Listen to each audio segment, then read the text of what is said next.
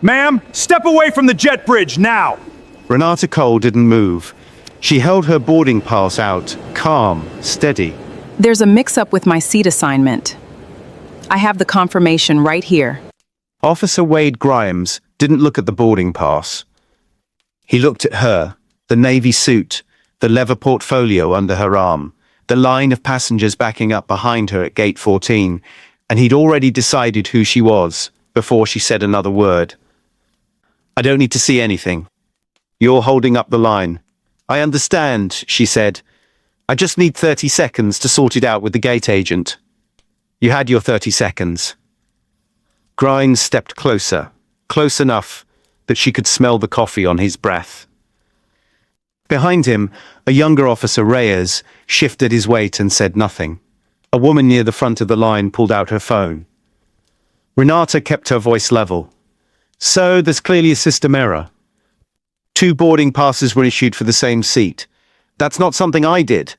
That's what they all say. Grimes said it loud enough for the row of waiting passengers to hear. A few of them looked away. One, an older man in a checkered shirt, Harold, stopped rolling his suitcase and watched, uneasy, like he already knew where this was going and didn't like it. Renata didn't flinch. She'd sat across from angrier men than this in depositions. I'd like to speak to your supervisor. You'll speak to whoever I say you'll speak to. Grimes reached for her arm. She pulled back, not aggressively, just enough. Don't grab me. That was the wrong thing to say to a man like Grimes, and somewhere behind her calm expression, Renata knew it the second the words left her mouth.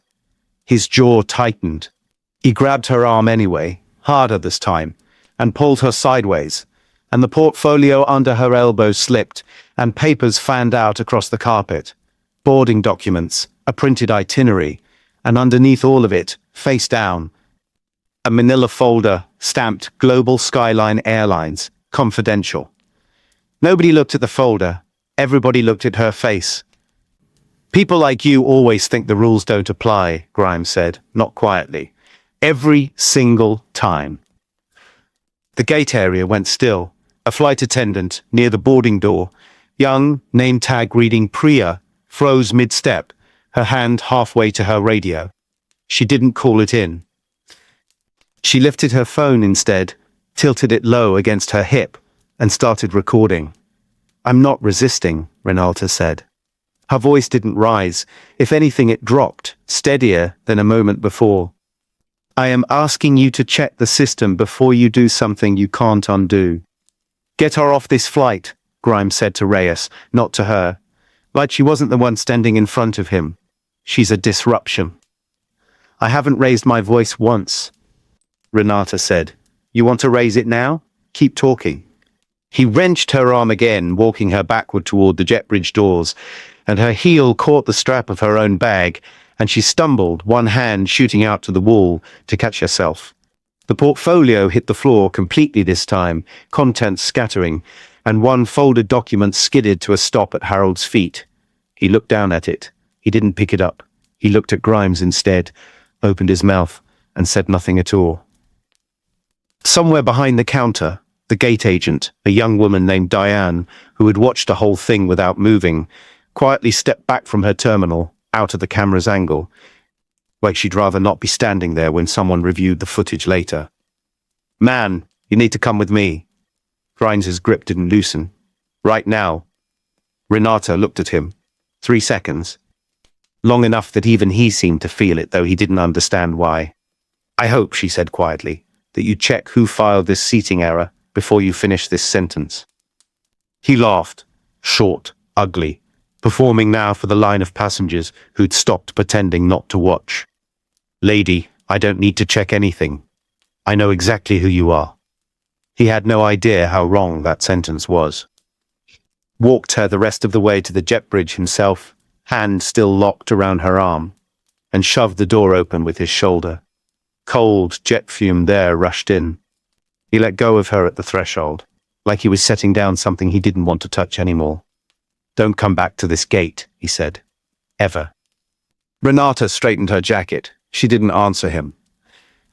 She turned and looked back once at the mess of papers still scattered across the carpet, the itinerary, the boarding pass, and the folder no one had noticed, still lying closed on the floor by Harold's shoe. She walked back through the door anyway, past Grimes, past the silent line of passengers, and knelt down to gather her things herself. Nobody helped her. Harold almost bent down to hand her the folder near his foot. His hand actually moved toward it, but he straightened up instead and looked away. Renata picked it up last. She didn't open it in front of them. She tucked it back under her arm, stood, and walked away down the concourse, without another word. Behind her, Grimes turned to Reyes and rolled his eyes. Some people just can't handle being told no. He took a sip from the coffee cup he'd set on the podium. She'll forget about it by tomorrow. He had a meeting of his own tomorrow morning at 8 a.m. that he didn't know about yet, one where every employee assigned to Terminal C had been ordered to attend. Priya lowered her phone, thumb hovering over the screen, and looked down at the 63 seconds she'd just recorded. She didn't delete it. Renata didn't go to the airline lounge. She went to the women's restroom at the far end of Terminal C, locked herself in the last stall, and sat down on the closed lid before her hands started shaking. She caught sight of her own forearm first, a faint red mark already rising where Grimes's fingers had been, 4 distinct lines.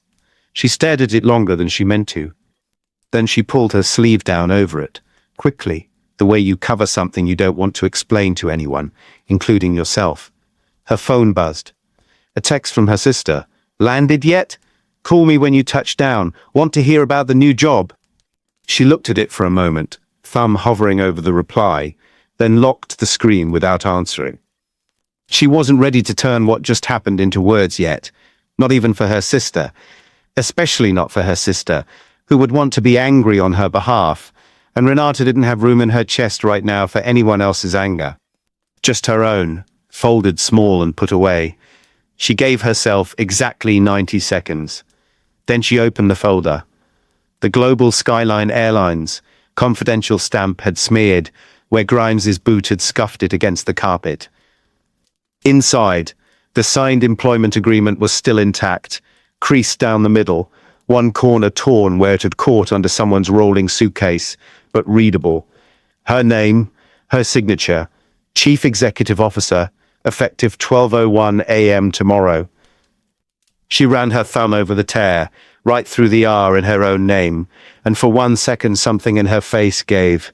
Not tears, just a tightening around the eyes, the look of someone absorbing a hit they'd already decided not to show anyone. 18 years of building a reputation nobody could question, and the stranger had put his hand on her arm and decided who she was in 4 seconds flat, in front of 40 people who'd all just stood there. She let herself have that second.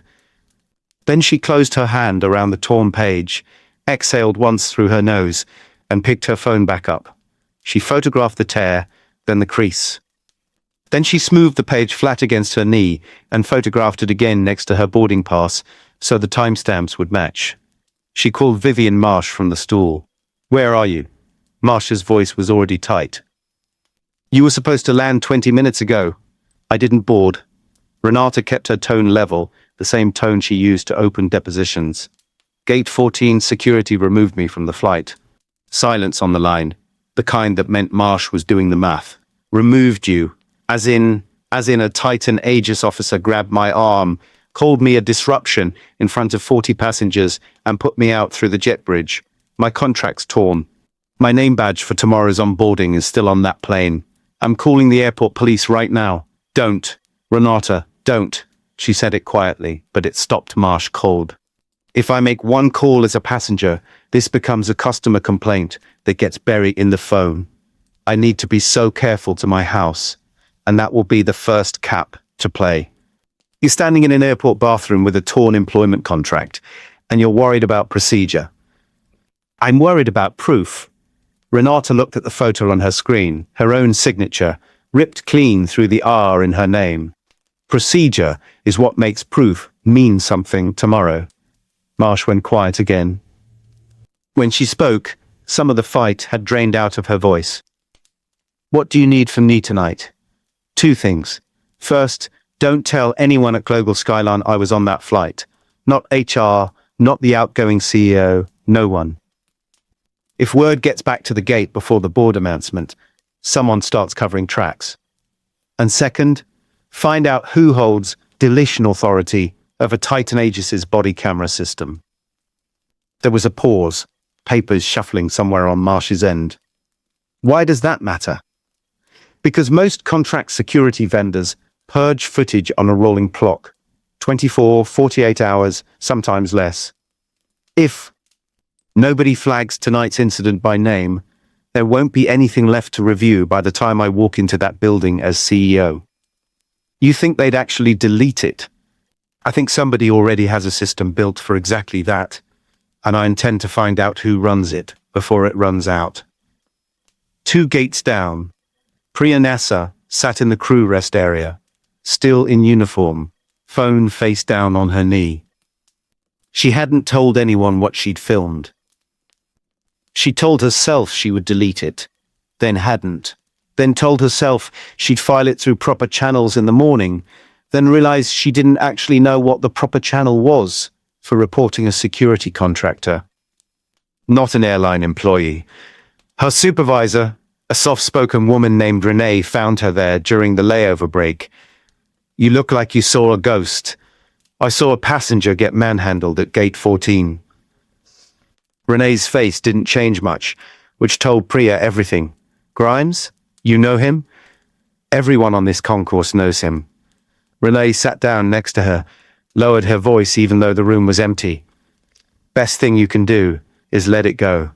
Titan Aegis handles their own complaints. Nothing that gets filed against one of their guys ever seems to land anywhere. I have video."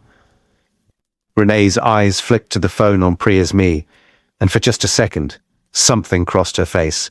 Not disapproval, something closer to fear. "Then, keep it somewhere safe, and don't go showing it around before you know who's going to see it." She stood up, straightened her blazer, and left without saying anything else. Priya sat there another 4 minutes before she opened her Photos app, selected the video, and airdropped a copy to her personal laptop bag, tucked under the bench. A backup, just in case the first one disappeared. By 9 p.m., Renata sat in a hotel room 3 miles from the airport. The torn contract laid flat on the desk beside her laptop, her incident notes already typed into a single clean document. Time. Badge number. She'd caught on Grimes's chest before he shoved her. The exact words used, the names of the 2 other officers present, a rough head count of witnesses. Her phone rang. Marsh again. "I found something." Marsh's voice had an edge now. "Careful. Titan Aegis's contract with Global Skyline comes up for renewal in 11 days. 8-year vendor. Their footage retention policy is 24 hours, unless a supervisor flags an incident by name." "Who's the supervisor on shift tonight?" "Man named Marcus Doyle, 14 years with the company.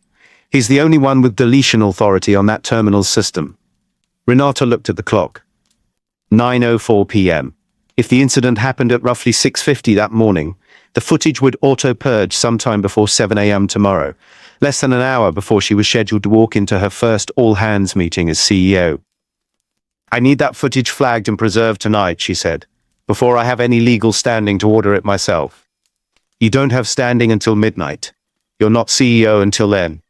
Then we have less than 3 hours to find someone inside that airport who'll flag it as a passenger's own complaint before Doyle's shift ends." Renata was already pulling up the airline's customer relations portal on her laptop. "I'm filing this the ordinary way first, as a passenger. That won't stop the contractor from deleting it if he wants to." "No," Renata said, typing. "But it puts a timestamp on record showing I asked before I had any power to demand it. Tomorrow, when I do have that power, I want it very clear I didn't wait to use it." She hit submit at 9:17 p.m. The confirmation screen offered a case number and an estimated response time of 3 to 5 business days. She read it twice, closed the laptop, and looked at the torn contract sitting under the desk lamp. She reached over and touched the tear once more, lightly, like checking a bruise to see if it still hurt. It did. She left the page where it was, unrepaired, and went to iron her suit for the morning. At Terminal C, Marcus Doyle sat at his review terminal, scrolling through the morning's footage log. Gate 14, 6:47 a.m. He clicked once, saw exactly what had happened, and reached for the deletion queue. His cursor hovered over the file for a long moment. Then he minimized the window, picked up his desk phone, and dialed an internal extension. "Wade," he said, when Grimes picked up. "We need to talk about this morning before I do anything with this file. If you've ever watched someone get treated unfairly and wished somebody had spoken up, subscribe to the channel and join us for more stories where integrity matters and actions have consequences. Because what happened at Gate 14 wasn't over yet, not even close. The email had gone out at 6 a.m. sharp, MND rating all staff briefing, Terminal C, 8 a.m. All contracted security personnel required." Grimes read it in the locker room, still buttoning his shirt. "Another compliance thing," he said to Reyes, not looking up. "They do this every time some passenger writes a nasty review." Reyes didn't answer right away. He'd heard from a friend on the overnight crew that Doyle had been on the phone half the night. "You talked to Doyle?" "Doyle's fine." Grimes clipped his radio to his belt. "Nothing happened yesterday that hasn't happened 100 times before." Doyle wasn't fine. He'd spent the drive in replaying the footage in his head. The arm, the fall, the folder hitting the carpet. And he still hadn't deleted it, though he told himself twice that he would, right after the meeting, once he knew what he was dealing with. By 7:50, the break room off Terminal C was standing room only. 60-some gate agents, baggage staff, flight attendants, and Titan Aegis officers packed into folding chairs and along the walls, coffee in hand, mostly bored. Priya found a spot near the back, next to Renee, who wouldn't meet her eyes. Diane, the gate agent from yesterday, sat 2 rows from the front, staring at her phone like she was trying not to be noticed by anyone at all. At 7:58, a woman in a grey blazer that nobody recognized stepped up near the front, one of the airline's regional HR directors, flown in overnight, though nobody in the room knew that yet. She didn't smile. "Thank you all for coming in early." I'll keep the preamble short. Grimes, in the 3rd row, leaned toward Reyes. $10, it's a new uniform policy. Reyes didn't laugh. As most of you know, Global Skyline's board has been searching for new executive leadership for several months. That search concluded last night. The HR director glanced toward the side door. Effective 12:01 a.m. this morning, Global Skyline has a new chief executive officer. I'll let her introduce herself. The side door opened. Renata Cole walked in, wearing a tailored charcoal suit, a Global Skyline lanyard around her neck, the same leather portfolio under her arm. Repaired overnight, the torn corner taped flat, and nearly invisible, unless you knew to look for it. Her heels struck the linoleum in a steady, unhurried rhythm. She didn't rush. She didn't need to. Grimes saw her first as a shape in his peripheral vision, then a face. His brain processed it in stages, recognition arriving half a second behind denial, the way a bruise arrives after the impact. His mouth opened slightly. He didn't make sound. Beside him, Reyes went still, then leaned back almost imperceptibly, putting an inch of distance between himself and his partner that hadn't been there a second ago. Doyle, standing against the back wall with his arms crossed, felt his stomach drop somewhere south of his shoes. Renata reached the front of the room. She set the portfolio down on the podium, the tape on the corner catching the fluorescent light for anyone paying close enough attention, and looked out over 60 faces. "Good morning." Her voice was even, unhurried, the same voice she'd used in the jet bridge doorway less than 24 hours earlier. "For those who don't know me yet, my name is Renata Cole. I've spent 17 years in aviation law and operations. Starting today, I'm responsible for this airline." Nobody in the room clapped. Nobody whispered yet. The silence had a texture to it, the particular quiet of a room slowly realizing it should be afraid. This company has spent 3 years losing the trust of the people who fly with us.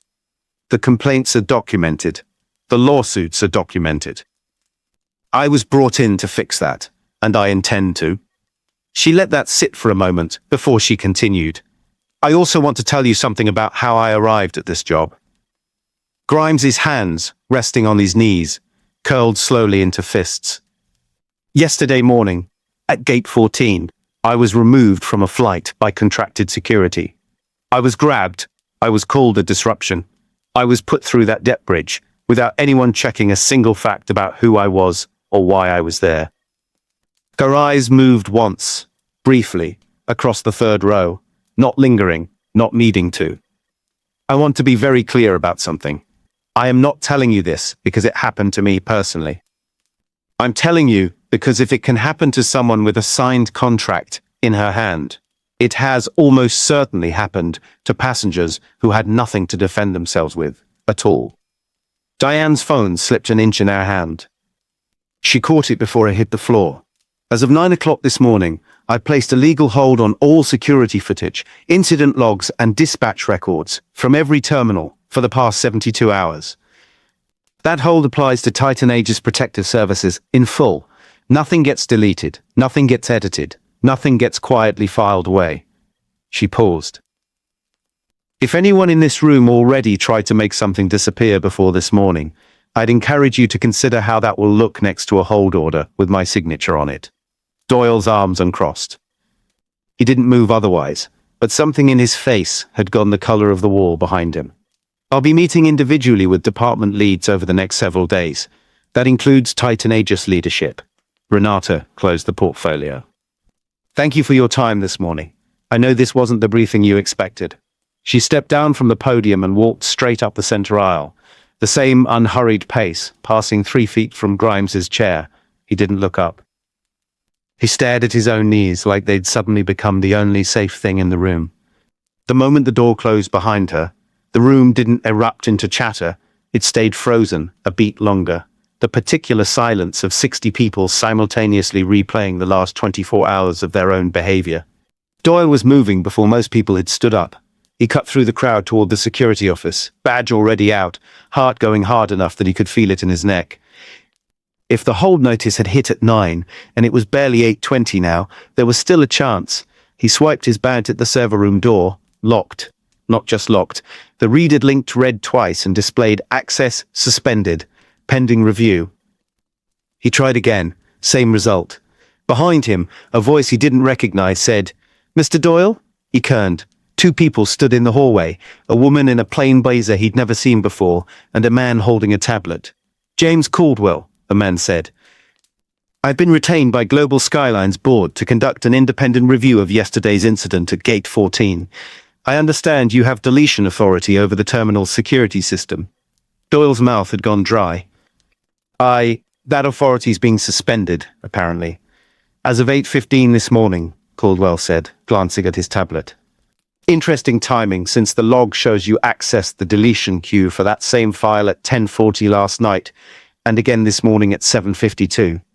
He looked up. "Want to walk me through why?" Doyle didn't answer. Somewhere behind him, down the corridor, he could hear Grimes's voice, low and urgent, talking fast to someone. And whatever he was saying, it didn't sound like a man who believed this was still going to blow over by tomorrow. James Caldwell had conducted internal investigations for 11 years, and he'd learned the same lesson every time. The truth was never in what people said in interviews. It was in what didn't add up when you compared their stories to a timestamp. He started with the footage. The Gate 14 camera had no audio, just a wide, slightly overexposed angle from the ceiling. Grimes approaching, the grab, the fall of papers, the walk to the jet bridge. Damning on its own, but silent. Caldwell watched it 4 times, paused it at the moment Grimes leaned in close to Renata's face, and made a note. Whatever he says here matters. No audio. Need a second source. He found his second source by pulling the gate's sign-in sheet from the day before. One name jumped out, a passenger who'd never boarded, listed as a no-show on a flight to Denver. Harold Whitfield. Caldwell called him that afternoon. Harold answered on the second ring, and when Caldwell explained who he was, there was a long pause before the older man spoke.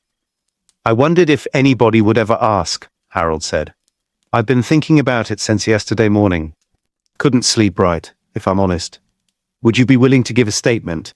I should have said something when it was happening. Least I can do is say something now. Harold's voice thickened slightly. There was a paper on the floor by my foot. I almost picked it up and handed it back to her. I don't know why I didn't. What do you remember him saying to her?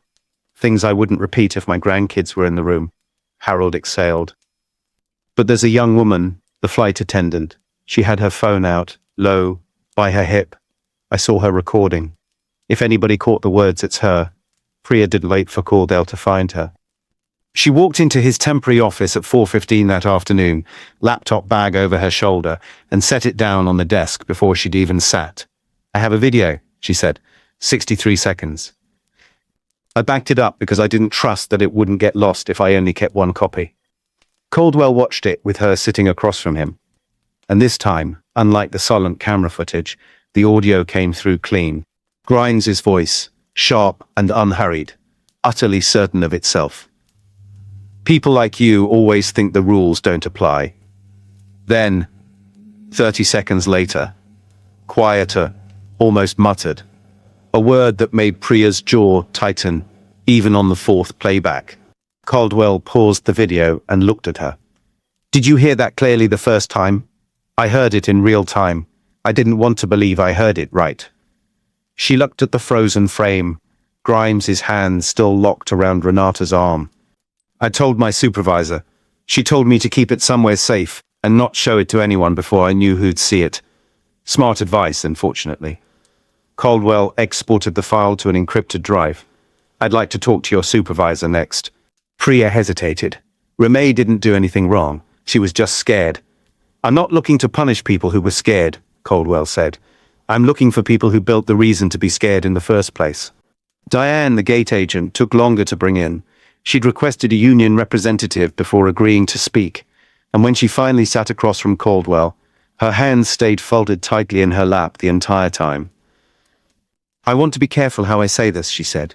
I don't want to lose my job. You reported what you saw. That's protected. She nodded slowly, unconvinced, but she kept talking anyway.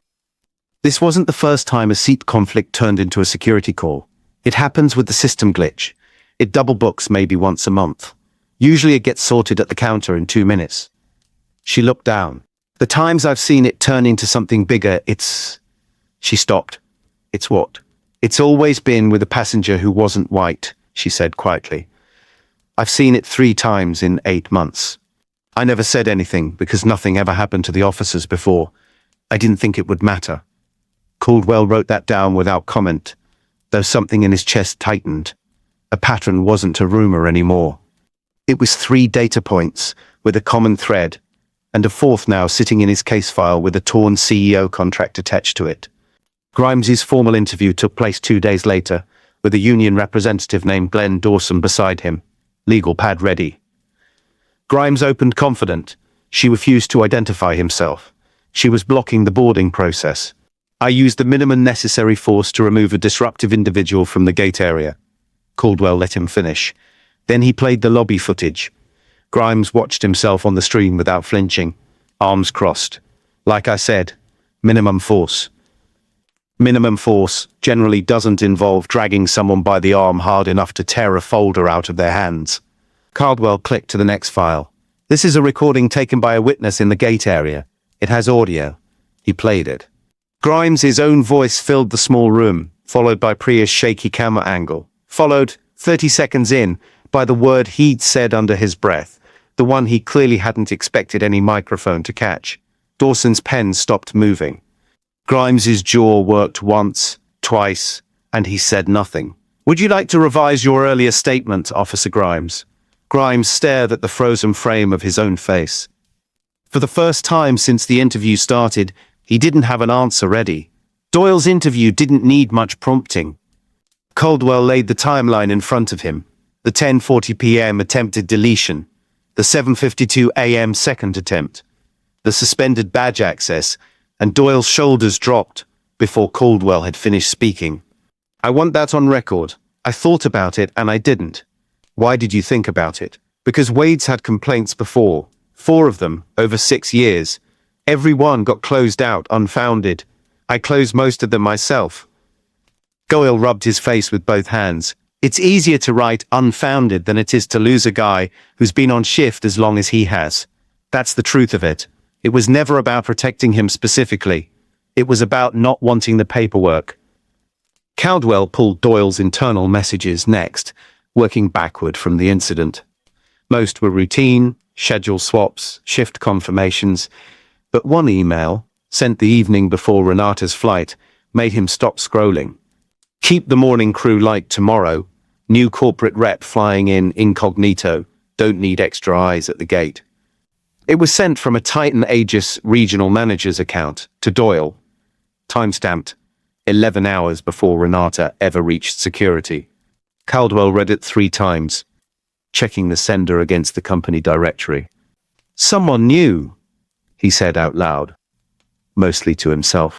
Someone at Titan Aegis knew a corporate evaluator was coming through, and instead of preparing their staff to behave, they thinned out the shift. He sat back, the pieces sliding into place in a way he didn't like. Titan Aegis's 8-year contract with Global Skyline was worth just under $14 million, up for board renewal in 9 days.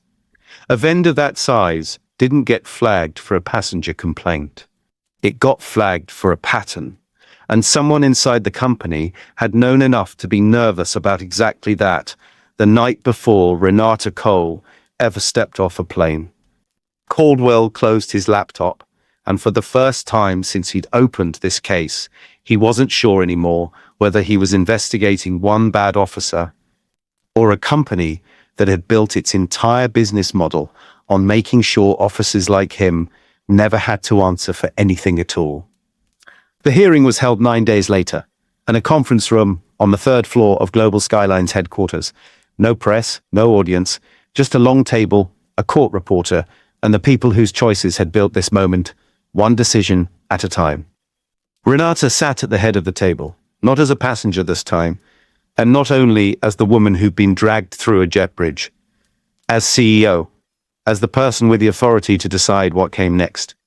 Caldwell sat to her right, his case file 3 inches thick. Vivian Marsh sat across from her.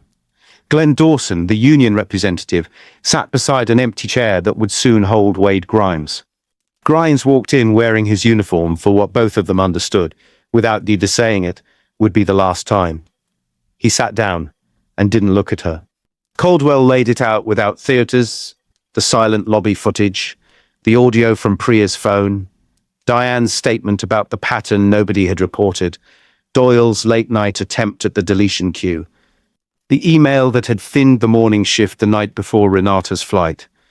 Every piece landed on the table like something that had been waiting a long time to be seen. Dawson tried the arguments Caldwell had expected.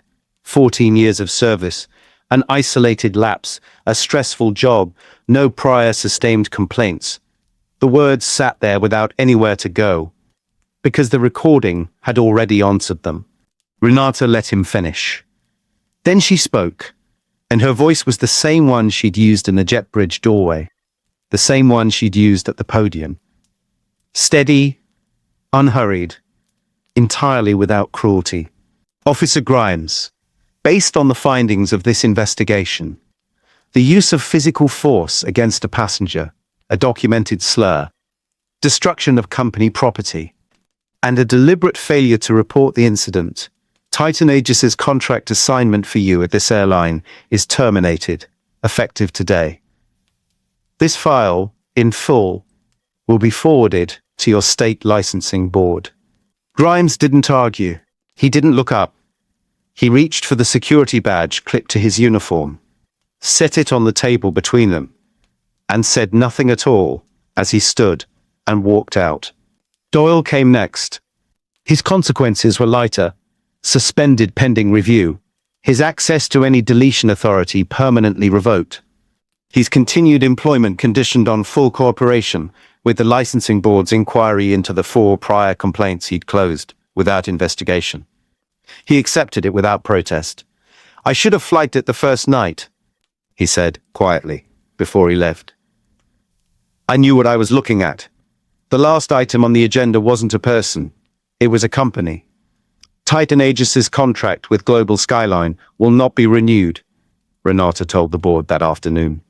We'll be transitioning to independent airline-managed passenger security over the next 90 days, with a new complaint review board that reports directly to my office, not to vendor being reviewed.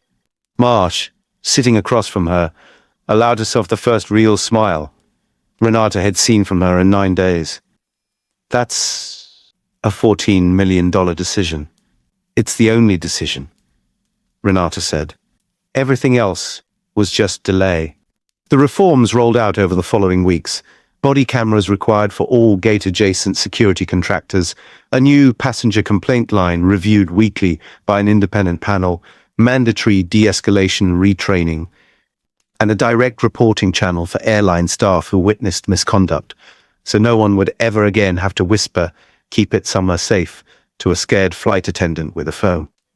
Priya was offered a new role, one that hadn't existed before, passenger advocacy liaison, reporting straight to the executive office. She hesitated before accepting it. "I filmed 63 seconds on my phone," she told Renata when they finally met properly, in an office instead of a concourse. "I didn't think that would matter. It's the reason there's a record instead of a rumor," Renata said. "That mattered more than you know." Harold Whitfield received a letter, handwritten, thanking him for coming forward, along with a standing invitation to fly with the airline whenever he liked. He kept it folded in his coat pocket for a week before he finally showed his daughter, admitting he'd almost stayed silent that morning and had thought about it every day since. Diane kept her job. Nobody blamed her for freezing in the moment. Renata made a point of saying so, in front of her supervisor, the first time they spoke. What mattered, Renata told her, was that she told the truth when someone finally asked. 6 months later, Renata walked through Terminal C on an ordinary Tuesday morning. No meeting scheduled, no announcement to make. Gate 14 looked almost the same. The same tile, the same grey carpet, the same fluorescent hum overhead. But there was a new civilian complaint kiosk near the counter now, and a passenger seated in a chair by the window who'd clearly been delayed and looked braced for an argument. And the gate agent leaned toward her, actually leaned toward her, and said, "Let's see what we can do to fix this," instead of looking away. A new contracted officer near the Jetridge doors nodded to Renata as she passed. Not because he recognized her from a headline, because greeting passengers had simply become what the job looked like now. She stopped for a moment, near the spot where she'd once knelt to gather torn papers off the floor alone, no one offering to help. She didn't feel anger standing there. She felt something quieter, closer to proof. Proof that the worst morning of her career had become the reason a better one was possible for someone else, somewhere down this same concourse, on some ordinary day nobody would remember except the person it happened to. She reached into her coat and touched the leather portfolio she still carried, the one with the taped corner she'd never bothered to replace. It didn't need replacing. It was a reminder, not a wound. She walked on toward her gate, and this time, no one stopped her. What happened at Gate 14 was never really about one officer or one bad morning. It was about how easily a person can be judged before anyone bothers to ask a single question, and how much it costs everyone else when no one says anything. Grimes lost his badge because of his own choices, not because Renata had power. The power only made sure the truth couldn't be buried. The truth was always going to be enough. If this story stayed with you, let me know in the comments. Have you ever watched an injustice happen and wished someone had spoken up sooner? Like this video, share it with someone who needs to hear it, and subscribe for more stories like this one.